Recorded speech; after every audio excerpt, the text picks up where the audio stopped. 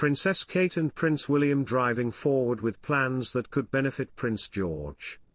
Princess Kate and Prince William are driving forward with plans that could benefit Prince George, GB News' royal correspondent and digital royal editor have claimed.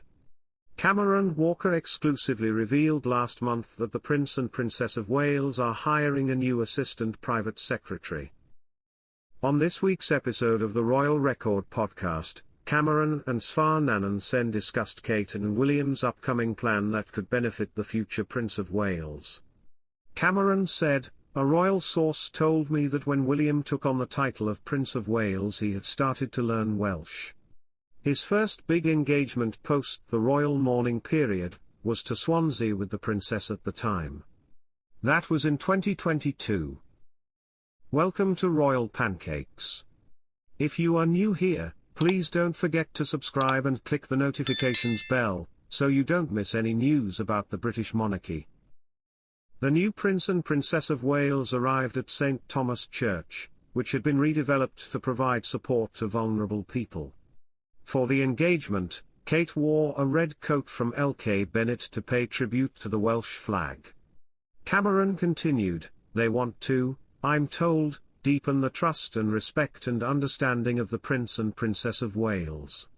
But I was told all of that in 2022. We're now 2 years down the line and okay, they want to take things at their own pace. As we mentioned at the start, they've had a very difficult year, but it looks like they're starting to really drive forward this. This new appointment of an assistant private secretary appears to be their way of doing things. From memory, I don't remember Prince Charles, the then Prince Charles, having this role created specifically to try and deepen and be understanding, trust and respect the people of Wales. Whoever gets this job has got a pretty difficult task because they've got to write specific advice for the Prince and Princess, and report directly to them. If William and Catherine want to give them a particular task, they're going to have to do that. So it's going to be really interesting to see if this appointment's made and then what they do with it." William and Kate lived in Anglesey for 3 years between 2010 and 2013. The pair spent the first few years of their marriage on the island. They also brought Prince George home to Anglesey following his birth in 2013. It's often reported William and Kate could be themselves on Anglesey and live a relatively normal life. Svar remarked, "I think this is part of a long-term strategy for Catherine and William. This might be planning for years, if not decades ahead.